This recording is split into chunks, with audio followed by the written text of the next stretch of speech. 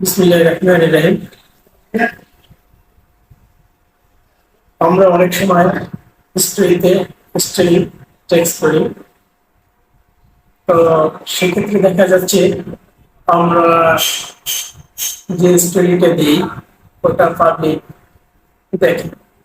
অনেক সময় আপনার প্রিয়জনের সাথে একটু রাগ অভিমান করলে আপনি চাচ্ছেন আপনার প্রিয় মানুষটিকে টেক্সট করবেন, কিন্তু উম, রাগ অভিমানের কারণে টেক্সট করতেছেন না।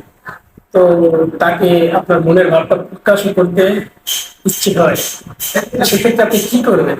করবো যাতে এটা শুধু আপনার ওই ফ্রেন্ড যাকে মিস করতেছেন, ওই একজন ফ্রেন্ডই জানো আপনার স্ক্রিনে দেখতে পায়। অন্য আদার যারা আপনার ফ্রেন্ড আছে তারা যেন আপনার ওই স্টোরিটা না দেখতে পায়। তো সেটা কিভাবে দেখতে পাবে সেটা আমি শিখিয়ে দেবো।